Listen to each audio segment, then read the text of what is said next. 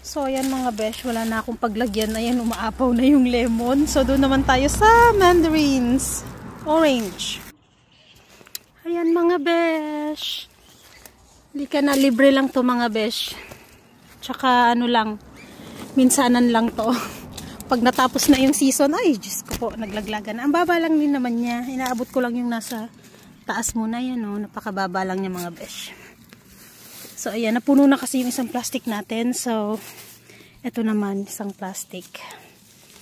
Sabi niya kuha daw ako ng hanggat kaya ko kasi hindi naman niya masyadong naglalaglagan na nga, oh. So ayan, mamitas tayo mga besh. Libre na to, sayang naman. Ubusin na natin itong mga nasa mababa. Ayan, ang dami pa rin, parang hindi siya nauubos mga besh.